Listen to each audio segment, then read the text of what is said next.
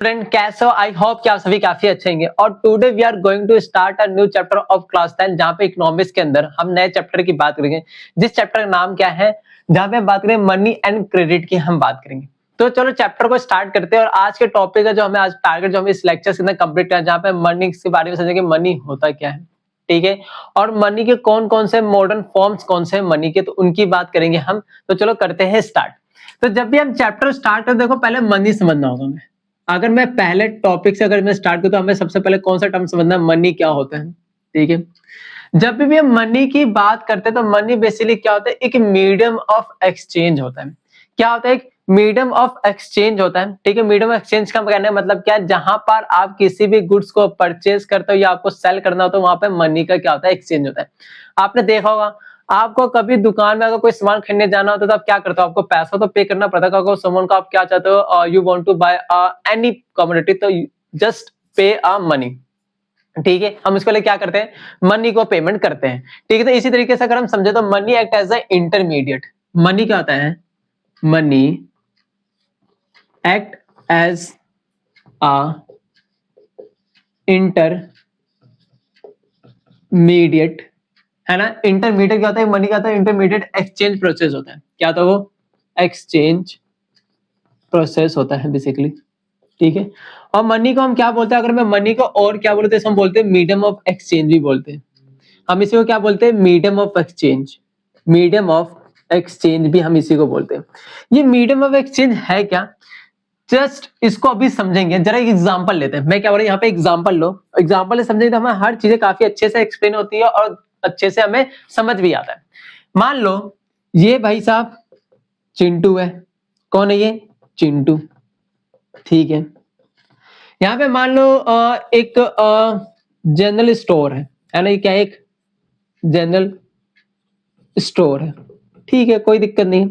चिंटू भाई साहब को क्या चाहिए, इनको चाहिए, चलो कुछ भी ले लेते हैं, इनको चाहिए क्या, शॉप चाहिए, है ना, साबुन चाहिए।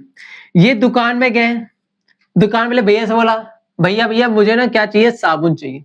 दुकान वाले पूछा अच्छा कितना साबुन चाहिए, इसने बोला मुझे 5 पैकेट चाहिए। मतलब कि चलो मतलब कि एक साबुन की कॉस्टिंग 10 रुपए, तो इसका मतलब कि इसको कितना पेमेंट करना पड़ेगा दुकान वाले को। अब ये दुकान में गया, दुकान वाले ने इसको क्या दिया, साबुन तो दे दिया। जस्ट ये इसने क्या किया, इसने इस दुकान वाले से बाय किया, क्या यहाँ पे इसने इससे क्या बाय किया, बाय किया, साबुन बाय किया। और देखो साबुन के बदले चिंटू ने साबुन के बदले क्या की, इसने पेमेंट की। क्या की, पेमेंट की। कितने की पेमेंट की, मैंने बोला 50 रुपए की पेमेंट की है। 5 पैकेट अगर साबुन ले रहा है 10 रुपए के हिसाब से, तो यहाँ पर देखो क्या पे एक्सचेंज हो रहा है। इसको क्या चाहिए, साबुन चाहिए, इसको क्या चाहिए, साबुन चाहिए। तो इसने एक कमोडिटी परचेज किया दुकान से, और दुकान को इसके बदले क्या दे दिया, इसने पेमेंट कर दी। यहाँ पे दुकान कौन है, सेलर है, जरा बात समझो, सेलर है। और यहाँ पर ये कौन है, बायर है। चिंटू कौन है, बायर है, जो सामान खरीदता है बायर होता है, जो सामान बेचता है सेलर होती है। तो बेसिक बात हमें पता है। तो यहाँ पर क्या हो रहा है, यहाँ पे एक्सचेंज ऑफ क्या हो रहा है, यहाँ पर एक एक्सचेंज का प्रोसेस हो रहा है। जो यहाँ पे इंटरमीडिएट क्या एक्सचेंज के प्रोसेस में मनी है भाई, मनी। मतलब कि जब चिंटू के सामान लेने, तो सामान लेने के बदले सेलर जो होगा, जो दुकान वाला होगा, बोलेगा ना पैसे दो, तो इसने पैसे में पेमेंट की है। तो यही होता है मनी।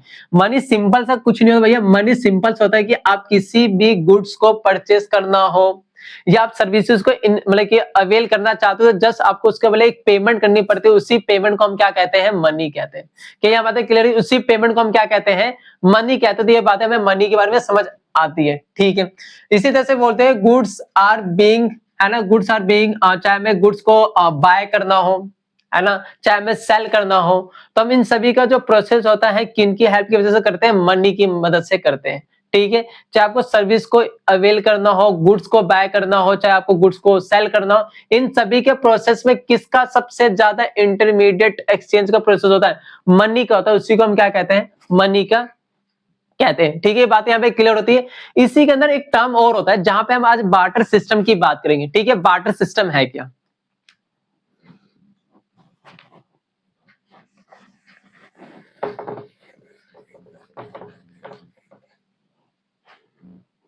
देखो एक टर्म आता है जिसको हम बोलते हैं बार्टर सिस्टम कहते हैं। तो बार्टर सिस्टम है क्या, पहले समझो इसको। बार्टर सिस्टम की जब मैं बात करता हूं तो वेयर गुड्स आर डायरेक्टली, हम क्या करते हैं, where goods are directly exchange, where goods are directly exchange without use of money, ठीक है, यूज ऑफ मनी, ये होता है बार्टर सिस्टम। देखो पहले क्या था, देखो बार्टर सिस्टम पहले समझते, जरा हिस्ट्री क्रिएट करते हैं। जब मैं एंशिएंट टाइम की बात करता हूं, एंशिएंट टाइम का मतलब कि पहले जब हमारे पास करेंसी नहीं होते थे किसी भी, जैसे पहले के टाइम में क्या होता है, एंशिएंट टाइम में ना लोगों के पास करेंसी नहीं होती थी। अब मान लो अब किसी पर्सन को कोई चीज चाहिए, देखो हर पर्सन के पास हर चीजें अवेलेबल होना it is not possible, of course possible नहीं है। तो ऑफ कोर्स मतलब कि जब पहले टाइम में पैसे नहीं होते थे तो लोग सामान को क्या था, सामान खरीदते कैसे थे भी, लोग पता सामान के बदले, लोग पहले क्या सामान को तो सामान के बदले सामान लेते थे। जैसे कि मुझे चाहिए भैया, देखो यहाँ पे एग्जांपल दे, जैसे मुझे क्या चाहिए, मुझे फॉर एग्जांपल मुझे यहाँ पर चाहिए आटा चाहिए, सामने वाले पर्सन के पास क्या है, यहाँ पर सामने वाले पर्सन के पास चावल है। तो हम क्या कर सकते हैं, आपस में एक दूसरे से हम एक्सचेंज कर लेंगे। मैं बोलूंगा ठीक है भाई एक काम कर, मेरे से तू आटा ले ले क्योंकि तुझे आटे की जरूरत है। अब मान लो कि अब सामने वाले पर्सन को मुझे चावल की जरूरत है, तो ये देखना पड़ता था यहाँ पर कि यहाँ पर दोनों साइड से डबल कॉन्सिडेंस ऑफ बॉन्ड्स होना चाहिए था। अभी मैं समझाऊंगा सारे टर्म्स। तो यहाँ पर सब कोर्स बात है कि मैंने उसको आटा दिया, उसने आटे वाले मुझे क्या दे दिया, जितना मैंने आटा उसको आटे वाले, उसने मुझे चावल दे दिया। तो यहाँ पर क्या हो रहा है, क्या यहाँ पर कमोडिटी का एक्सचेंज नहीं हो रहा है, हमारे एक्सचेंज के बीच में किसी भी तरह का, आपको यहाँ पे मनी की बात की मैंने नहीं की ना, इसी को हम क्या कहते हैं, बार्टर सिस्टम कहते हैं। क्या बात है यहाँ पे क्लियर हुई, बार्टर सिस्टम क्या होता है, ठीक है। अब देखो बार्टर सिस्टम की जब मैं बात करता हूँ तो इसके अंदर बार्टर सिस्टम का हमें एक एसेंशियल फीचर दिखाई देता है। क्या दिखाई देता है हमें, एसेंशियल फीचर दिखाई देता है। अब देखो ये एसेंशियल फीचर क्या होता है, डबल कॉन्सिडेंस ऑफ बॉन्ड्स। यहाँ पे डबल कॉन्सिडेंस ऑफ बॉन्ड्स होता है। ये क्या है, ये बार्टर सिस्टम का क्या है, एक फीचर है ना। देखो बार्टर सिस्टम क्लियर हो गया ना, कि जैसे भाई साहब देखो, मान लो ये चिंटू साहब है ना, ये चिंटू है, ये सामने वाला बंदा भैया मिंटू है ना, इतना कर लेते सी, हाँ ये मिंटू है, तो ये मिंटू भाई साहब है, ठीक है। मान लो जब एक पर्सन दूसरे पर्सन के साथ गुड्स के बदले गुड्स, मतलब कि कमोडिटीज के बदले कमोडिटीज में चेंज कर रहा है ना, इसको चाहिए क्या, राइस चाहिए, है ना, इसको चाहिए व्हीट चाहिए, तो इसने सिंपल से इसको व्हीट चाहिए, तो इसने क्या किया, इसने इस पर्सन के साथ मतलब कि इसको राइस दे दिया, इसको राइस, जिसको व्हीट की जरूरत इसका व्हीट था, तो इसने इसको व्हीट दे दिया और इसने इसको चावल दे दिया। तो यहाँ पे क्या हो रहा है, यहाँ पे एक्सचेंज हो रहा है।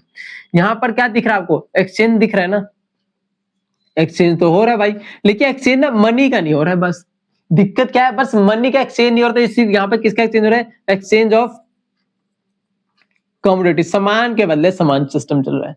सामान के बदले सामान का क्या चल रहा है, सिस्टम चल रहा है, इसी को हम क्या कहते हैं, बार्टर सिस्टम कहते हैं, ठीक है। क्या यहाँ पे बातें समझ आई। अब इसी तरीके से ना मैं डबल कॉन्सिडेंस ऑफ बॉन्ड्स भी जरा यहाँ पे मैं चीजें यहाँ पे समझा देता हूँ कि डबल कॉन्सिडेंस क्या होता है। देखो जब क्या होता है कि जब both parties are agree to buy and sell, क्या होता है, जब दोनों ही पार्टी क्या होता है, दोनों पार्टी का जब किसी भी मतलब कि कमोडिटीज को बाय करना है या सेल करने में दोनों ही पार्टी का क्या होता है, कंसेंट होता है। जैसे ये एग्जांपल देख लो, चिंटू और मिंटू, यहाँ पे दोनों पार्टी का कंसेंट होना जरूरी है। भाई मुझे तो चावल चाहिए क्योंकि मेरे पास आटा है, तो इसका मतलब सामने पर्सन को भी तो वो सामान चाहिए होगा ना, तभी तो वो मुझसे यहाँ पर बार्टर सिस्टम का प्रोसेस हो पाएगा। सामने बंदे को चाहिए नहीं तो मुझसे क्यों करेगा आगे सामान। जरा सोचो ना, वो एक्सचेंज ऑफ गुड्स कब करेगा, जब एक्सचेंज ऑफ कमोडिटी तब करेगा जब वो सामने बंदे को चाहिए, जब दोनों ही पार्टीज क्या होती है, एग्री होती है। जब दोनों ही पार्टीज एग्री होती है बाय और सेल के लिए, है ना, कमोडिटी के बाय और सेल के लिए, तो उसी को हम क्या कहते हैं, यहाँ पर डबल कॉन्सिडेंस ऑफ क्या कहते हैं, हम बॉन्ड्स कहते हैं, ठीक है। तो यहाँ पे sell and buy each both parties are agree to buy and sell the each other commodity.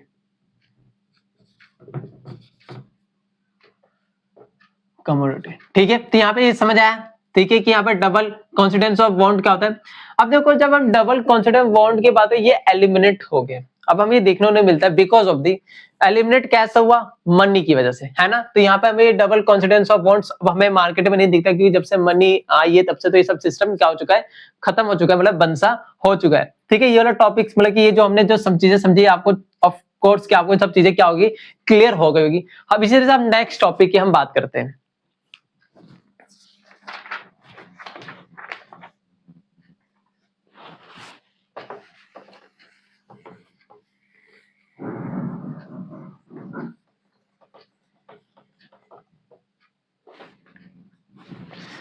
देखो इसी तरीके से एक टॉपिक आता है, क्या टॉपिक आता है, मॉडर्न फॉर्म्स ऑफ मनी की बात करते हैं। जब मैं मॉडर्न फॉर्म्स ऑफ मनी की बात, देखो दो फॉर्म्स हमें दिखाई देते हैं। कितने फॉर्म्स, देखो यार दो फॉर्म दिखते हैं। एक हमें दिखता है करेंसी, क्या दिखता है, हमें करेंसी दिखती है, ठीक है। एक तो हमें क्या दिखती है, करेंसी दिखती है। एक जगह हमें दिखता है डिपॉजिट, है ना। डिपॉजिट या तो हम बोल सकते हैं इसी को हम चेक भी बोल सकते हैं। एक ये फॉर्म्स हमें दिखाई देते हैं, किसके, मनी के फॉर्म्स मॉडर्न में। देखो पहले मैं कुछ करेंसी की बात करूंगा। करेंसी के अंदर दो चीज आती है, एक तो आपने देखा होगा तो पेपर नोट आते हैं, है ना। एक क्या पेपर के नोट नहीं आता, ऑफ कोर्स दिखते हैं हमें मार्केट, एक पेपर नोट होते हैं, एक हमें कॉइन्स हमें दिखाई देते हैं। क्या दिखाई देते हैं हमें, कॉइन्स हमें दिखाई देते हैं। दूसरी जगह में डिपॉजिट एंड चेक की मैं बात करूं तो ये बैंक्स हमें दिखाई देते हैं, हमें बैंक्स के सिस्टम दिखाई देते हैं। ऑफ कोर्स यार देखो जहां पर डिपॉजिट चेक के बाद बैंक का ही तो रोल होता है। चेक आप कहां डिपॉजिट करने जाते हो, पहले होता है चेक इश्यू कौन करता है, बैंक ही तो करता है, तो यहाँ पे बैंक का रोल है। ठीक है, देखो जब मैं करेंसी की बात करता हूं ना, तो देखो करेंसी क्या है, एक लीगल टेंडर है। लीगल टेंडर का मतलब होता है which is accepted by the government. Government ही क्या, गवर्नमेंट इसको एक्सेप्ट करती है, मतलब कि गवर्नमेंट ने इसको लीगली कर रखा है। लीगल का मतलब है कि आपके पास 10 रुपए का, 50 रुपए का, है ना, 20 रुपए का नोट होगा, 500 का होगा, और देखो 1000 तो बंद हो चुका है ना, 2000 तो दिखता था, अब दिखता ही नहीं है। तो यहाँ पे सब जो नोट्स मैंने बोले ये सभी क्या है, यहाँ पर लीगल है। आपको कोई भी सामान खरीदना हो, बेचना हो, तो आप इस मनी में, आप इस करेंसी में क्या कर डील कर सकते हो, ऑफ कोर्स सी बात है। और एक पॉइंट और जो आपको याद रखनी है इसके अंदर, नो इंडिविजुअल इंडिया, है ना, no individual in India can refuse, है ना, can refuse the payment made by currency। Currency के द्वारा किया गया पेमेंट कोई भी इंडिविजुअल पर्सन उसको रिफ्यूज नहीं कर सकता है, भाई मना नहीं कर सकता, बात याद रखना, मना नहीं कर सकते हो आप किसी भी करेंसी को, जब तक गवर्नमेंट उसको जब तक इनवैलिड ना बोले, आपको वो चीजें एक्सेप्ट करनी ही पड़ेगी। ठीक है, क्या बातें यहाँ पे क्लियर होती है। अगर मैं इसी तरीके से यहाँ पे बात करूं तो हम बात करते हैं वाई करेंसी आर मीडियम। देखो हम जब करेंसी की बात करते हैं तो वाई, एक क्वेश्चन आता है, why currency as a medium of exchange, है ना, why currency as a medium of exchange. क्यों करेंसी एक मीडियम ऑफ एक्सचेंज है, देखिए उसके कुछ कारण हैं, हम उन कारण की हम बात कर लेते हैं। तो पहले ये डिस्कस फिर डिस्कस करेंगे। तो वो कारण क्या है, सबसे पहले तो क्या है, अगर मैं सबसे पहले बात करूं तो ये क्या ऑथोराइज्ड है, क्या है ये ऑथोराइज्ड है, authorised by the central government, हमारे सेंट्रल गवर्नमेंट के द्वारा, है ना, सेंट्रल गवर्नमेंट ऑथराइज्ड है। और एक बात और याद रखना कि हमारे कंट्री के अंदर करेंसी कौन इश्यू करता है, तो आरबीआई इश्यू करता है on the behalf of the central government, मतलब कि सेंट्रल गवर्नमेंट के बिहाफ पर हमारे कंट्री के अंदर आरबीआई ही, देखो आरबीआई को basically bankers of the bank भी बोला जाता है, पूरे बैंकिंग सिस्टम को ही कंट्रोल करते हैं, है ना, पूरे मनी के फ्लो के सिस्टम को ही कंट्रोल करते हैं। तो यहाँ पे करेंसी को इश्यू करने की भी पावर किसके पास, इश्यू करता भी कौन है, आरबीआई करती है। तो यहाँ पे बोल सकते हैं in India it is issued by RBI, मतलब कि रिजर्व बैंक ऑफ इंडिया, है ना, on the behalf of central government, on the behalf of central government की हम बात करते हैं। ठीक है, तो कुछ पॉइंटर्स हैं जिनके बिहाफ हम कह सकते हैं कि हमारे कंट्री के अंदर करेंसी जो है एक as a medium of exchange है। ठीक है, ये बातें यहाँ पे क्या होती है, क्लियर होती है, ठीक है, ये बातें यहाँ पे क्या होती है, क्लियर होती है। अब इसी तरीके से हम बात समझेंगे यहाँ पे एक टर्म्स और समझ लेते हैं इसके बारे में, ठीक है। अभी कुछ और टर्म्स समझ लेते हैं।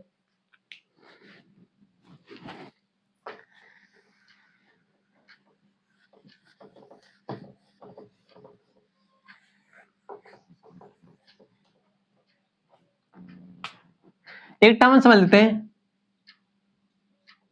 डिपोजिशन ऑफ मनी, है ना, मनी का डिपोजिशन इन बैंक्स, है ना, बैंक्स में मनी के डिपोजिशन की हम बात कर लेते हैं, ठीक है। People deposit money in banks.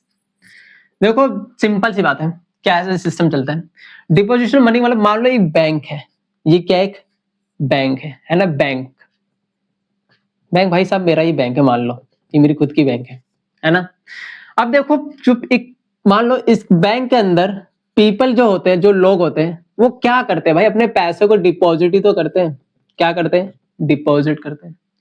Bank क्या करती है, इनके पैसों को डिपॉजिट करती है, और बैंक जो भी पैसे डिपॉजिट, उन पैसे के बदले उस पीपल को कुछ तो मिलता होगा। डिपेंड करता है कि आपका अकाउंट किस नेचर का है, ये भी बात रखना। तो नॉर्मली देखो जब भी कोई पर्सन अपना पैसा बैंक के अंदर डिपॉजिट करता है, बैंक उसके बदले क्या देती है, उसको देती है इंटरेस्ट देती है। आप भी दे सकते हो, आप जब आप पासबुक की जब एंट्री कराने बैंक में जाते हो, तो बैंक के अंदर देखना कुछ बैंक के द्वारा मंथली कुछ जैसे 10 पे 15 पे 25 पे, जिस हिसाब से आपके पास अमाउंट आपके अकाउंट में अवेलेबल है जितना अमाउंट, उतने अवेलेबल अमाउंट पर आपको इंटरेस्ट ऑफ रेट मिलता है, मतलब इंटरेस्ट दिया जाता है बैंक, ठीक है। तो कुछ यही सिस्टम चलता है। तो डिपोजिशन ऑफ जब मनी की बात करता हूं, people deposit money in the banks, है ना, people deposits money in the bank and, है ना, बैंक में रखती है, and bank provide interest. Bank क्या प्रोवाइड करती है, bank provides interest on interest in deposited bank, interest on deposit amount, ठीक है, ये लिख लेते हैं, ऑन डिपॉजिटेड अमाउंट पे, जितना अमाउंट डिपॉजिट अमाउंट पे आपको क्या मिलता है, उस हिसाब से आपको इंटरेस्ट दिया जाता है, ठीक है। अब देखो इसके अंदर सिंपल सी मतलब है, जब भी मैं यहाँ पे बात करूंगा तो देखो ऑफकोर्स सी बात है, अगर मैंने पैसा बैंक में डाला है तो मैं बैंक से पैसा भी तो निकाल सकता हूँ। अगर मैंने बैंक में पैसा दिया तो ऑफकोर्स सी बात है कि मुझे जितना जरूरत होगा जिस टाइम, उतना पैसा मैं क्या कर सकता हूँ, बैंक से विड्रॉ करा सकता हूँ। तो हम लिख सकते हैं, अगर इसी में बैंक की बात करूं तो you can withdraw a money, ठीक है, आप बोल सकते हो पीपल कैन या you can withdraw the money, ठीक है, people can withdraw a money, वो भी जितनी उनको रिक्वायर है, उनके रिक्वायरमेंट के ऊपर, है ना, जितना उनको रिक्वायर होगा उतने ही मनी क्या कर सकते हैं, वो मतलब कि बैंक से विड्रॉ करा सकते हैं, मतलब कि पैसा निकाल सकते हैं, ठीक है। ये भी बात है यहाँ पे हमें क्लियर होती है ना, ये बात हमें क्या होती है, क्लियर होती है। इसी तरीके से पता है एक टर्म हो रहा था जिसको बोलते हैं डिमांड डिपॉजिट कहते हैं। इसी को हम अगर मैं बोलूं तो इसी को हम डिमांड डिपॉजिट भी कहते हैं। सिंपल सा वही चीज है कि जितना पैसा आपने डाला, अपने डिमांड का हम क्या करते हैं, पैसे को आप विड्रॉ कराते हो जितना पैसा आपको चाहिए। अगर मेरे अकाउंट के अंदर अगर मान लो समथिंग एग्जांपल्स है ना, मेरे अकाउंट में 50,000, मुझे भैया 25,000 की जरूरत है, आई कैन इजिली, है ना, मैं निकाल सकता हूँ इजिली। सिंपल बात है, बहुत सारे तरीके निकालने, भैया एटीएम के थ्रू निकाल सकता हूँ, बैंक ओपन है तो बैंक में जाके मैं निकाल सकता हूँ, है ना। तो सिंपल बात है कि हमारे पास अकाउंट, अब उसी को हम कहते हैं डिमांड डिपॉजिट, उसी को हम क्या कहते हैं, डिमांड डिपॉजिट कहते हैं, ठीक है। क्या आप ये पॉइंट्स यहाँ पे क्लियर हुआ? इसी के अंदर कुछ और टर्म्स भी हम समझ लेते हैं।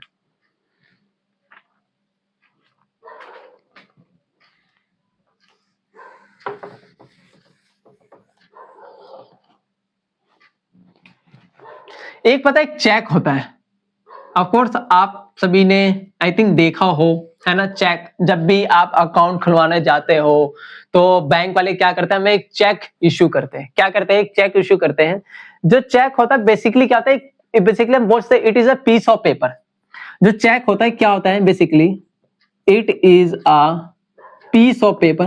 क्या होता है, एक पीस ऑफ पेपर ही होता है, ठीक है। एक पीस ऑफ क्या होता है, पेपर होता है। और याद रखना कि ये क्या होता है, रिटर्न होता है, एक रिटर्न ऑर्डर होता है जो हम बैंक को देते हैं, है ना। एक बात और याद रखना, क्या होता है, सिंपल बोले एक वर्ड में तो भैया एक रिटर्न ऑर्डर टू बैंक।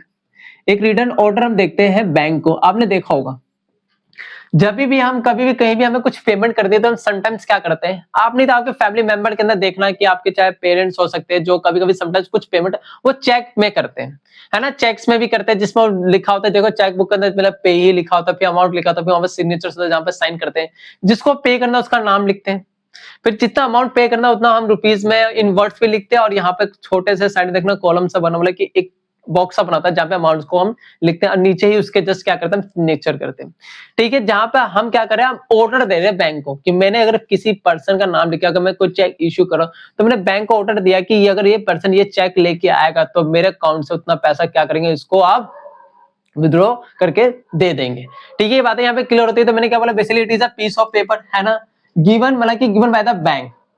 ये क्या होता है, गिवन बाय द बैंक होता है, गिवन बाय द बैंक, अरे बैंक, है ना, बैंक के द्वारा दिया गया होता है टू इट्स अकाउंट्स होल्डर। के भी बात रखना, किसको दिया जाता है, जो अकाउंट का होल्डर्स है। मेरा अकाउंट है तो मुझे ऑफ कोर्स देंगे ना, मेरे नाम का ही चेक इश्यू होगा, तो हमेशा अकाउंट होल्डर को देते हैं। जहां पर जो लोग होते हैं चेक बुक के थ्रू क्या कर सकते हैं, यूज टू पे मनी। इसका यूज किस में करते हैं, यूज टू पे मनी। अगर किसी को पेमेंट करनी हो, है ना, यूज टू पे मनी, या पैसा निकालना हो, या तो बोल सकते या निकाल देना हो, क्या हो, अगर मुझे पैसा निकालना तो मैं चेक बुक के थ्रू निकाल सकता हूँ, है ना, चाहे मुझे पैसा निकालना हो, इन सभी पर्पसेस के लिए हम क्या करते हैं, चेक का हम यूज करते हैं, ठीक है। ये आई होप कि ये भी आपको समझ आया होगा, है ना। अब पता है इसी के अंदर ना एक जरा सिस्टम समझते हैं, वर्किंग ऑफ बैंक की हम बात करते हैं, बैंक का कैसे सिस्टम फॉलो होता है।